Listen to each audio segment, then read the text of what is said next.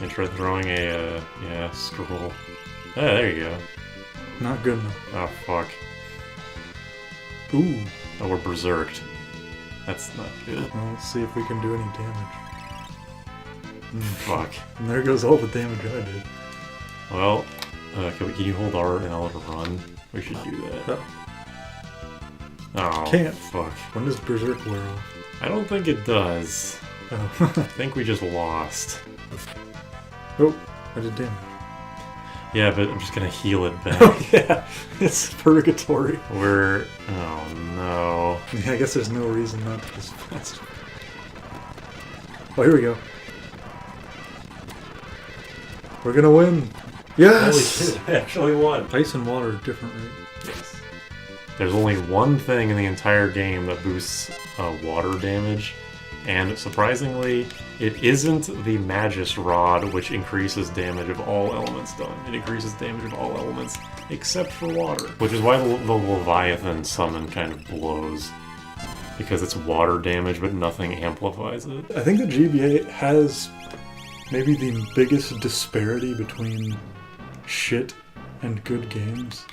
The GBA does? Yeah, in terms of like visuals and sound. Like if you compared Shrek game number 78 and like Pokemon Emerald, a lesser man would think that it was on completely different consoles.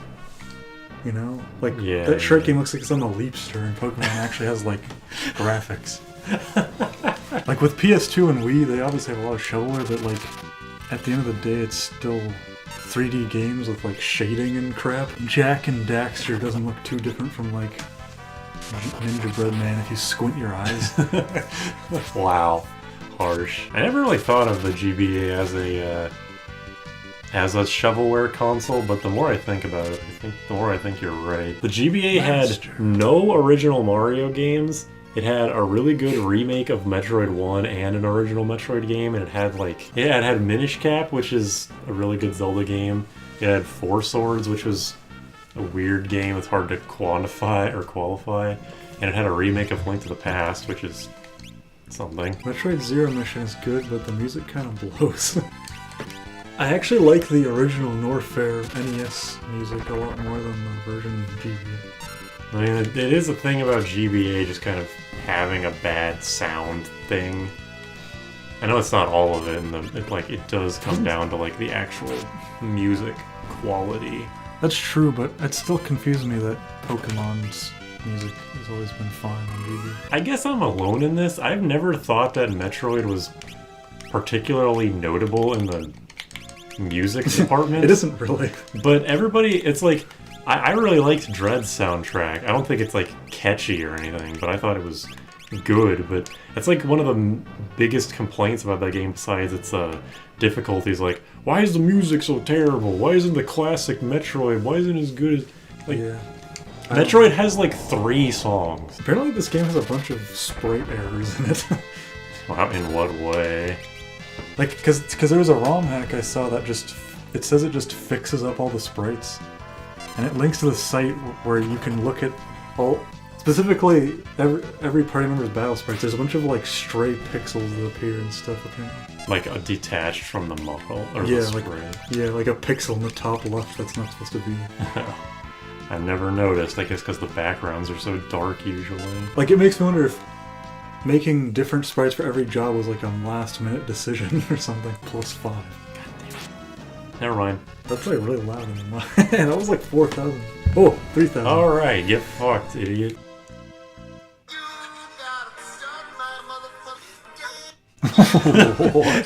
Oh yeah, so fucking I was watching Fresh Prince 2, which is the one with the courtroom.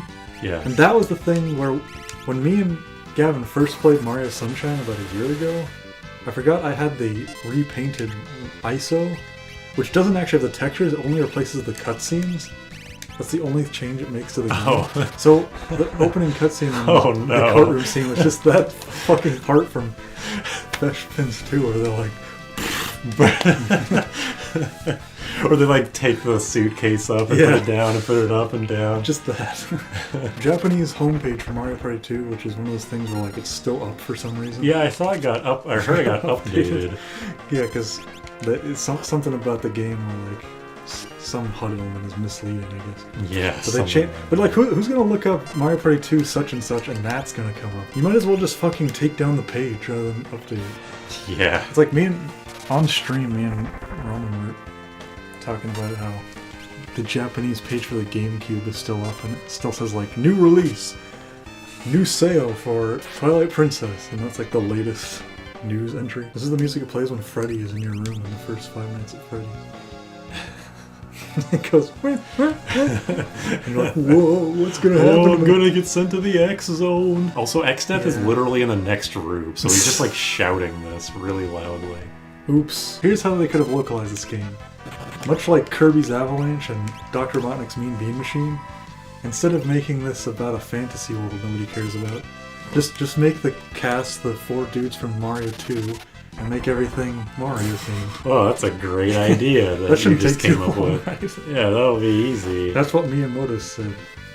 You did say that. Did you see that clip of Pro Jared playing this where he beat a blue dragon and it died, but then it just reappeared and casted something and killed his entire party? There's an enemy in this. There's an encounter in this game that's 3 blue dragons right on top of each other. Oh.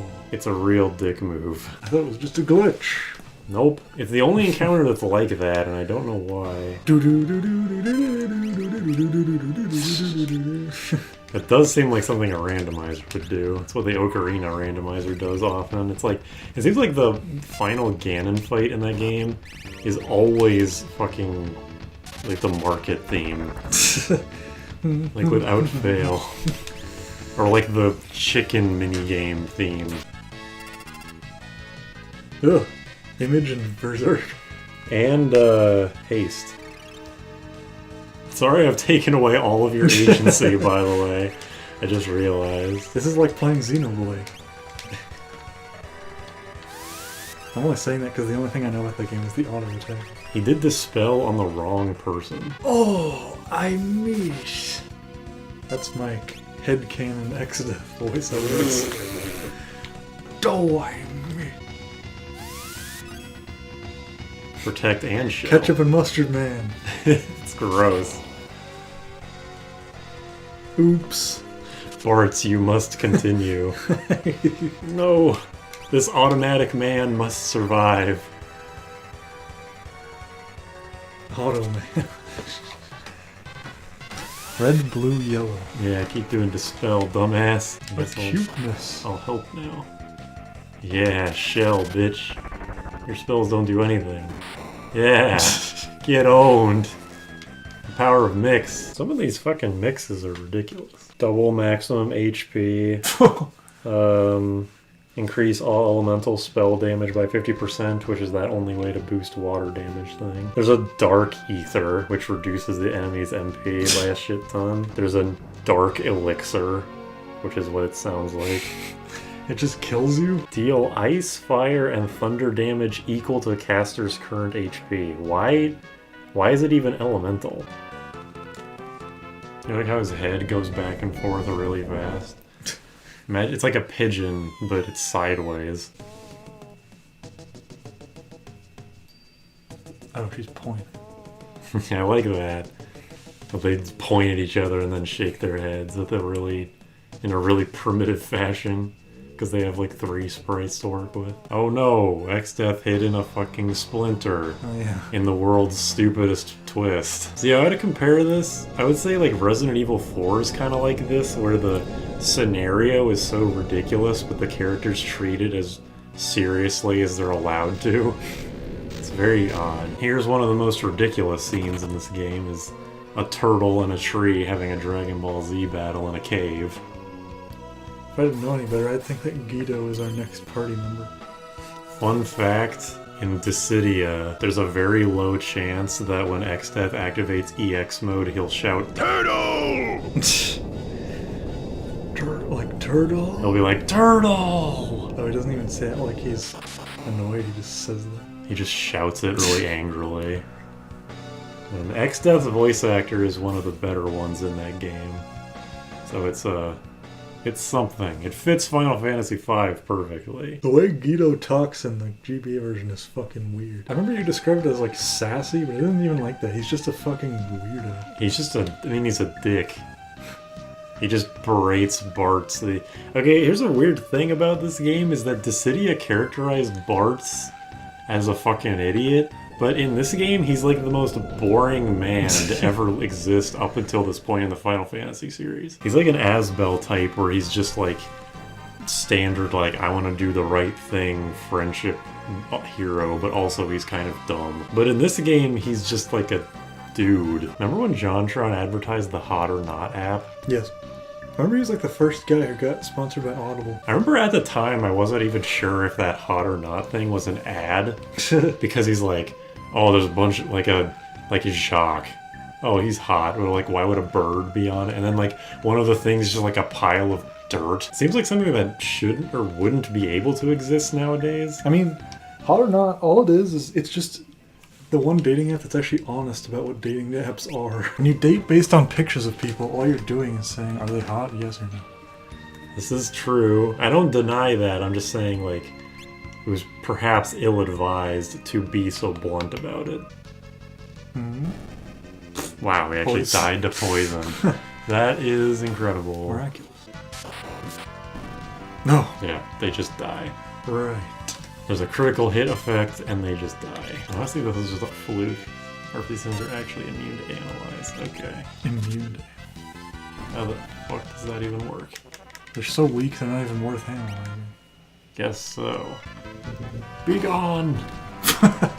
You died twice, motherfucker. That's Fars's victory. Motherfucker. With their footchair. Curse Ring sucks. It's like the bone mail. Where it's got some ridiculous downside. I think it like casts doom on you. I like when the Aegis shield blocks magic, that they don't actually do the guarding animation. The shield just... Thornlet's another shitty item. It has good stats, but it inflicts sap on you. There's actually... I think there's a glitch in this game where if you equip the Thornlet onto a Berserker, it like underflows its intelligence or something. I don't know. I have to look that up later. If you're a fan translation, it's kind of... It feels like... You're just expected to be boring. Wrong, right? It's like, unless you're an official translation, it feels wrong to try and inject... It's like the cardinal sin of editing, which is when the editor injects their own opinion into things, like unsolicited. Like if something crazy happens and they put the text on screen like WTF, it's like, yes, I, the editor, am also reacting to this alongside you. And my opinion matters to this video. And my opinion is correct. Like if you're editing your own thing, sure. There was a video I was watching where a guy, it played this clip of this guy, the video was talking about this guy, and it played this clip of this guy basically admitting to being a pedophile. The guy who was the speaker of the video was like, whoa, but then the editor editing the video also injected their own voice saying whoa alongside the main guy. It's like, you are literally the worst person alive because you are thrusting yourself also into run this, away from this. Thrusting yourself into this video to say, yes, I too am a good person. Just in case you were unclear, pedophilia is bad, you know, because the editor thinks so. If your thing is like a solo project and you're just doing everything, it doesn't matter. But if you're like editing for a Let's Play channel or something, I don't know. I am the super mega editor, and I think pedophilia is bad. Don't act like you're part of it, is what I'm saying. Mm-hmm. It's just kind of pathetic, right? It's like you're asking like, oh me. yeah, I'm also here. These guys are my friends. I'm also here. It's like the more disconnected the editor becomes from the people, it's like just gets more sad. When you have somebody like Barry from Game Grumps, who's actually like talented at editing, when he's requested to do things and he does it well, it's like, okay, that's good. And then the very few times where he does stuff on his own volition, it's like, it's kind of funny because like, oh, he did something on his own. We can pretty much collectively agree the ineffective thing for Final Fantasy 1 is stupid, right? Nah, he makes a decent case for it, honestly. Really? Yeah, just that it has a certain amount of strategy to like random encounters. I get what he means for when the enemies are on the level of you, but when it comes to just like Garbo encounters that can't touch you, it's like, come the fuck on, just let me get out of this. That's just a greater problem with RPGs. I think it's even stupider how in 3, it only works that way for magic. At least be consistent about it. That at least makes sense because it's like ranged. So you miss something and hit something else. It just makes me confused of how these battles are supposed to be playing out in real time. How nice. Wait, there's something wrong with that text box. It said, I think it said butts, xdeath, and then xdeath said something. Whoa, okay, that one's a different level. What the fuck? Unless you leveled up mid-fight, which I doubt. Swords can't hit for shit.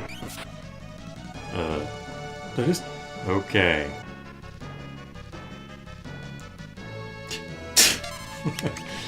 Comedy gold. Does Geomancer not give you Equip Bell? I know you wouldn't... Probably not. You wouldn't want that for obvious reasons, but... Give me something. But anyway, having like that central hub of the internet, like you connect to AOL and then you can access the internet, right? Mm-hmm. Like AOL is a thing where you connect to it and then you have like mail. That's just how the internet was. Like there was gateways to the internet. And in a sense, we've kind of returned to that with apps being a thing now. Like people don't even use web browsers anymore. Do they not? No, apparently like most people don't even know what a fucking file directory is. People just use apps on their phone. But that's exactly what an app is. It's just a gateway to the internet, but it's a very hyper-specific way to access the internet. Square Enix's PlayOnline is a great example of that. Square Enix PlayOnline is exactly what happens when a team of JRPG developers tries to make AOL. As much as PlayOnline is like actually a travesty by today's standards, it is insanely charming at the same time. Just because of how it ballsy it is. Tries to make the internet really exciting, but it is really like the fact they still use it is hilarious. What's hilarious is originally when the game came out, it came on 5 discs or 4. Final Fantasy 11. Yeah, it came on 4 discs. One of them was the PlayOnline viewer, and 3 of them were Final Fantasy 11 itself. See, buying the game for PS2, it came in this massive box that had the hard drive, the modem, and 4 discs. How much did that shit cost? Like Probably $500? I don't know. This shit is so primitive that when you want to install Final Fantasy XI now, you have to download 4 different zip files because it simulates 4 discs. Because that's just how it works. This shit is Square Enix, the greatest developers in mankind. And to download one of their games, you have to download 4 just raw zip files off of a fucking shitty webpage. When you're connecting to the internet with PlayOnline, it makes this sound that's like it's trying to pretend like it's making sounds, I guess. So I can just imagine some 11-year-old sitting there, the modem is screeching, the game itself is going like and he's just like, wow, the internet is amazing. It's making all these noise, it must be great. Are you a fan of old internet novelty or not? I'm not a fan of the slow loading times. I like that. Okay, remember? Do you know the game? It was the game where it's like simulating old internet. Hypnospace. Yeah. That game. I really like that game's aesthetic. You can't actually invoke the full experience unless you have the inconvenience aspect to it.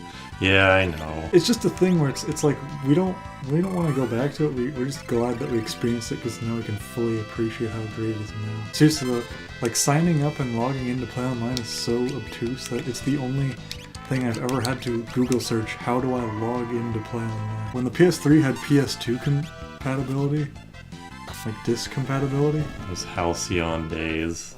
You actually could just plop in the Final Fantasy XI disc and it would like figure out how to get the internet and the HDD from the PS3. Are that thing seriously in the back row? I can fucking see it. If anything is further back than the front guy, I'm assuming they're in the back row. I would assume that too, but it's not always the case, which is annoying. I wonder if you can use the D-pad to scope out what it thinks the back row is. Like if you press down and it doesn't do anything, but you press Whoa. Oh, because Doom. Yeah. But if you press down, it does go to somebody, but if you press left and it doesn't, that means they're in the same row or something. Carmen San Diego is here. We found her. The show's over. No, I paid for this cable. Give me my cable. Goodbye. I think in the past 2 months, Yuji Naka has been arrested for insider trading 3 times. I wonder if he smokes.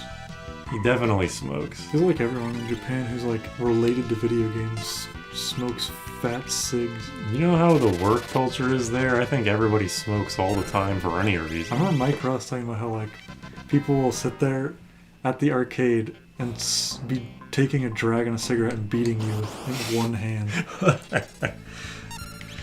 For some reason, Japan really hates drugs, like weed and stuff, but they fucking, everybody smokes. How can you be a fan translator That's the visual. and live with yourself calling dead wounded? This was 1998, man. This shit came out in 1998, right? I actually looked at the rawmacking.net page, and it said it was uploaded in 1998. Really? Damn. I thought it was like I thought it was 2002. Right? This is the RPGE translation, right? Because there's Yeah. 2 different. There's like also the J2 something. Yeah, it's RPG. I think the J2 one is the one that takes a lot more liberties. Yeah, that wouldn't surprise me. I know that okay, do you know anything about the fan translation scene of Tales of Fantasia? No. The main one that everybody uses nowadays is the, I don't know, it's the something zero translation of the PS1 version, which is what I played. Zero-ness? There was a translation of the SNES version, I think. It was either the SNES or PS1 version, by this guy that took such ridiculous liberties that it was kind of comical. There was a scene on a boat where this little girl was having an extremely sexually charged dream about the protagonist, and then later the GBA. That wasn't in the original game. No, it was extreme. It was not that was not in the original game. It was just an extreme version of what she was actually dreaming about. The GBA version came out of Fantasia. That has an actual translation. That translation is not good. Ragnarok was translated as kangaroo. People were giving the translation shit and they were comparing it to that ridiculous translation, being like, look, Fantasia, according to this translation, Fantasia's script is fucking nuts, and the GBA version just completely neuters it. But no, that's not how it is at all. It's actually pretty standard, like standard Tales shit, even for being the first so people game. thought it was not because of that. Yeah, because the first translation to get, like, to go around was the guy who just made whatever the fuck he wanted. Like, going back to what you were saying earlier about fan translators taking their own liberties. In a way, I can't really blame someone for having fun, I guess, with it. It's just unfortunate that it led to something like that. Anyway, that was an extremely rambly way to say that Fantasia's had a rough life. In America. In America. Play the GBA version and get over it. It does have hilarious voice acting. I dwell amidst the abounding light of heaven. What the heck is that? I've been playing Super Monkey Ball Banana Mania. I just wanted to play it just to feel it myself. And I mean, physics are fucked. That's just, everyone just knows that. Mm-hmm. But there's actually some things I like about it, where every stage has a bunch of missions. The missions actually make you play the levels in specific ways, which I like. Basically, every stage that like drops you onto a fast forward button, the time limit mission is based on you just hitting the fast forward button and just going. Mm. Like, you can't go back. So it makes you have to do a different strategy, and I like that. The game is not good. Every single time I die, I'm just like, I wouldn't have died like that in the original. Maybe it's just because we're too used to it, but I think it might just not feel good in general. I think that if you have never played Monkey Ball and you played Banana Mania, you would actually like it. In my mind, when I was playing it, I was like comparing it to the Crystal Chronicles port, current, or like remastered, where I feel like there's actually effort put into Banana Mania. Like, even though it's like way worse than the original, I do feel like the people who are making it did earnestly want to make a remake of 1 and 2 and make it good, even though it didn't pan out. But like, the Crystal Chronicles one, it's like the dev team went out of their way to make it as worse as, or as bad as fucking possible. So it's like, that thought just keeps me from outright despising it. No.